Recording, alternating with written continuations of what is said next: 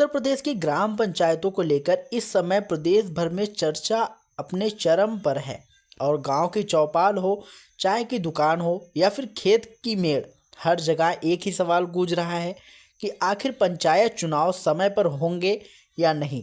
हाल की प्रशासनिक गतिविधियों और चुनावी प्रक्रिया से जुड़े संकेतों ने इस सवाल को और भी गंभीर बना दिया है। जिन लोगों ने चुनाव लड़ने की तैयारी शुरू कर दी थी और जिन मतदाताओं को उम्मीद थी कि तय समय पर वोट डाले जाएंगे, उनके सामने अब असमंजस की स्थिति खड़ी हो गई है। इस पूरी चर्चा का जड़ मतदाता सूची का मामला है। पहले उम्मीद थी कि अंतिम मतदाता सूची मार्च के अंत तक जारी कर दी जाएगी, लेकिन अभी इसकी तारीख बढ़ाकर 15 अप्रैल कर दी गई है। चुनावी प्रक्रिया में मतदाता सूची सबसे बुनियादी और अनिवार्य चरण होती है। जब तक अंतिम सूची प्रकाशित नहीं होती, तब तक आगे का कार्यक्रम घोषित नहीं किया जा सकता। मतदाता सूची ही तय करती है कि कौन वोट देगा, किस बूथ पर देगा और किस पंचायत क्षेत्र में किसका नाम शामिल है। ऐसे में सूची में देरी का सीधा असर पूरे चुनावी कैलेंडर पर पड़ता है। पंचायत चुनाव केवल एक दिन का मतदान नहीं होते, बल्कि यह एक लंबी प्रशासनिक श्रृंखला का परिणाम होता है। सूची का पुनरीक्षण, दावे की आपत्तियों का निपटारा, बूथ निर्धारण, मतदाता केंद्रों के आधिकारिक कर्मियों की नियुक्ति, प्रशिक्षण, सुरक्षा व्यवस्था, चुनाव सामग्री की उपलब्धता, हर कदम अपने आप में समय मांगता है।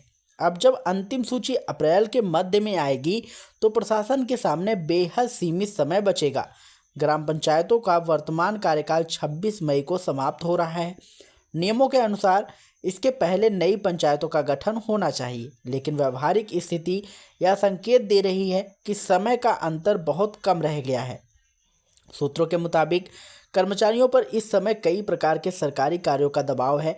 बोर्ड परीक्षाएं, विभिन्न सर्वेक्षण, विभागीय अभियान और अन्य प्रशासनिक जिम्मेदारियों के कारण चुनावी तैयारियों में गति प्रभावित हुई है। बूथ लेवल अधिकारियों को भी कई समांतर कार्य सौंपे गए हैं, जिससे मतदाता सूची की अंतिम रूप देने में अपेक्षा से अधिक समय लग रहा है। यही कारण है कि पहले फरवरी से मार्च और अब मार्च से अप्रैल तक की तारीख बढ़ानी पड़ी।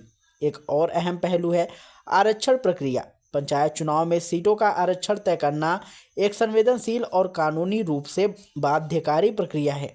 पिछड़ा वर्ग के आरक्षण के लिए आयोग का गठन, सदस्यों की नियुक्ति, आंकड़ों का परीक्षण, ट्रिपल टेस्ट की प्रक्रिया और फिर अंतिम आरक्षण सूची जारी करना, ये सभी चरण पूरे होने के बाद ही चुनाव कराया जा सकता है। जब तक यह स्पष्ट नहीं होगा कि कौन कौन सी सीट सामान्य है, कौन सी महिला के लिए है, कौन आरक्षित है और कौन सी पिछड़ा वर्ग के लिए है, तब तक प्रत्याशी भी अंतिम रणनीति नहीं बना सकते। अब चर्चा इस बात की भी है कि यदि मई के अंत तक चुनाव नहीं हो पाते, तो पंचायतों में प्रशासक नियुक्ति किए जाएंगे। इसके लिए इसका मतलब होगा कि वर्तमान प्रधानों का कार्यकाल समाप्त होने के बाद गांवों का संचालन अस्थायी रूप से अधिकारियों के हाथ में चला जाएगा। कानून चुनाव कराने की अनिवार्यता तो तय करता है, लेकिन कुछ परिस्थितियों में समय आगे बढ़ाया जा सकता है। ऐसी स्थिति में गांवों में विकास कार्यों की गति पर असर पड़ सकता है, क्योंकि प्रशासक आमतौर पर सीमित दायरे में निर्णय लेते हैं। गांव में पहले ही चुनावी हलचल शुरू हो चुकी थी। संभावित उम्मीदवार घर घर संपर्क कर रहे थे, सामाजिक समीकरणों पर चर्चा हो रही थी और कई जगहों पर समर्थन जुटाने की कवायद तेजी थी। ठीक है, यदि चुनाव आगे बढ़ते हैं तो पूरी गणित बदल सकता है। खर्च की योजना, प्रचार की रणनीति और गठजोड़ की दिशा में सब कुछ फिर से तय करना पड़ेगा। लंबा इंतजार कई दावेदारों के लिए चुनौती बन सकता है। पंचायत चुनाव का महत्व केवल स्थानीय स्तर पर सीमित नहीं है, इन्हें गांव की सरकार का चुनाव कहा जाता है। सड़क, नाली, पेयजल, राशन वितरण, आवास योजना, शौचालय निर्माण और मनरेगा जैसे कार्य सीधे ग्राम पंचायत के माध्यम से संचालित होते हैं। इसलिए ग्रामीण मतदाता इन चुनावों को बेहद गंभीरता से लेते हैं। यही चुनाव आगे चलकर बड़े राजनीतिक नेतृत्व का नींव भी तैयार करते हैं। कई बड़े जनप्रतिनिधियों ने अपने राजनीतिक जीवन की शुरुआत ग्राम स्तर से ही की है।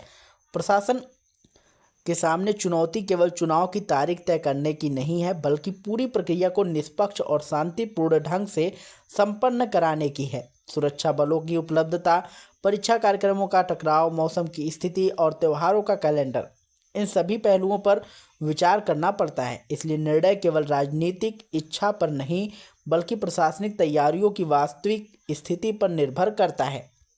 इस समय सबसे बड़ी उत्सुकता राज्य निर्वाचन आयोग की अगली घोषणा को लेकर है। यदि अप्रैल के बाद तेजी से कार्यक्रम घोषित होता है तो संभव है कि कम समय में पूरी प्रक्रिया पूरी करने की कोशिश की जाए, लेकिन यदि देरी जारी होती है तो चुनाव आगे खिसकने का संभावना और मजबूत हो जाएगी। फिलहाल गांव में चर्चाएं जारी हैं, संभावित प्रत्याशी इंतजार में हैं और मतदाता भी नई तारीख का इंतजार कर रहे हैं। आने वाले कुछ हफ्तों में तय करेंगे कि ग्राम पंचायतों में नई सरकार समय पर बनेगी या कुछ समय के लिए प्रशासनिक व्यवस्था लागू होगी।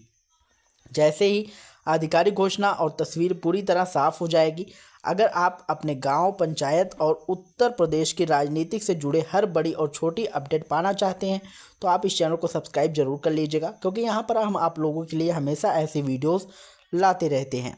और अधिक जानकारी के लिए आप हमारे कमेंट बॉक्स में कमेंट कर सकते हैं। मिलते हैं नई वीडियो में नई अपडेट के साथ, तब तक के लिए जय हिंद, जय भारत।